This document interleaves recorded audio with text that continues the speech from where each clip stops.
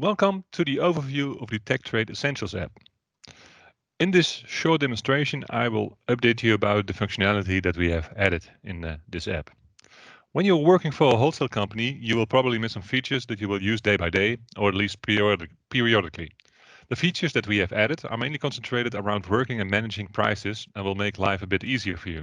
So, what features did we add in the app?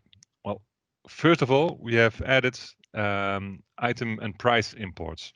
So you could use the rapid start functionality for that, but with the functionality that we have added to the system, it's a lot easier. It will do a lot of checks for you that you usually do manually.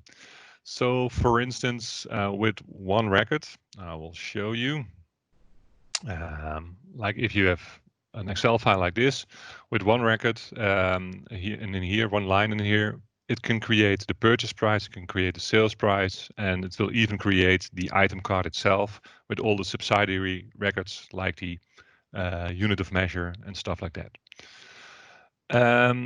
Besides that, we have some functionality to mark or flag all list prices in documents. So for instance, if you are using a sales price that has a start date of like more than a year old, it will have a red color in the sales document so that the user knows that he's working with an old price and maybe he should validate check the price before he confirms the order to the customer.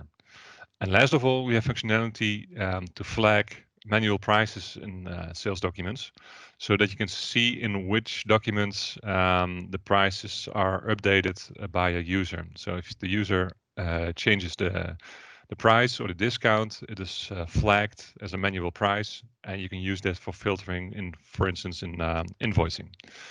So how does it look in Business Central? Well, if you go to the item price import, I can show you some records that I have already imported. So here you can see that there are a few records that I've imported. They are not matched to an item yet, so to the item number yet.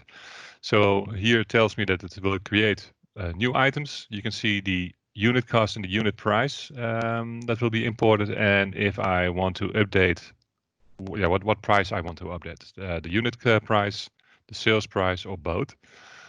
And besides that, you will have some additional fields that can be updated that are usually required for tax purposes.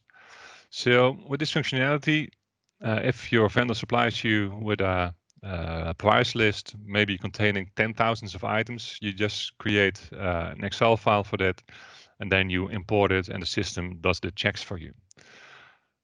Everybody knows that if you're importing of using prices that only contain a starting date, at some point in time, you will need to add an end date to that price. So if the vendor supplies you with a new price list for like every month or every year, you just import the new price list with the starting date, and then we have some functionality to close the old price records. So it will check if there's a new price available in the system with a new start date, and then it will generate an end date in the previous record so that the price will not be used anymore.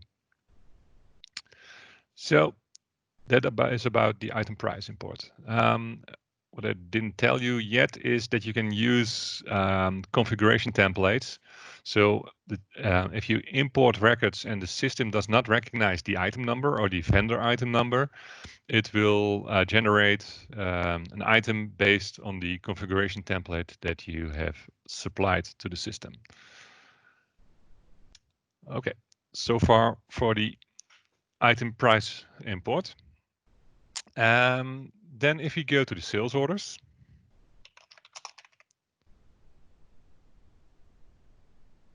here I am in my sales order overview. I will open up one of the sales orders. And if we check the prices, sales prices in the sales lines, you see that the second line contains a red italic price. So what does it mean? Well, in my setup, I have selected that if the price is more than a year old, it should be flagged. So when I create these sales lines and I see a red price, then I immediately know that the price is too old, or it might be too old and not valid anymore. So I can check this price before sending the confirmation to the customer. Very simple, very easy, but it might help you a lot. Maybe the price is already increased by like 20%, and you don't want to miss that out. Then, well, being a wholesale company means that you sometimes have to adapt prices to the needs of the customers. So like if he requests for a larger quantity or whatever, you'll need to drop your price. You see here the prices originally calculated, and there is a field manual price here in the lines, and you see that the last line contains a manual price. So that means that the user has changed the price or the discount in this line. So I now know that this price has been changed by a user. So if I change the price of this line, so I make this to drop this to 15, and I go to the end of the line, you see that the system now flags this line as a line with a manual price. And the whole order itself is now flagged as a order with manual price as well. So this comes in handy if you want to do some invoicing. So if I go back to the sales order overview, I've created a view for orders with manual price. So just filter on that field. So if I click here, and now I see this is the only order that contains a manual price. And I could use this for invoicing. So if I do like combined shipments, because it's a field in the header of the sales order table, I could set a filter on the orders that do not contain a manual price. So I just invoice these orders, and the remaining orders I might need to check and see whether the prices are okay, so that we are still making a profit for it before we invoice it. So this is a part of functionality that helps you to manage by exception. So you don't check every order for the pricing. You only check the orders that contain a manual price before you invoice it. Well, this was my short overview for the functionality that we have added. I think it's some nifty features that helps you out a lot. So if you like it, download the functionality and try it yourself.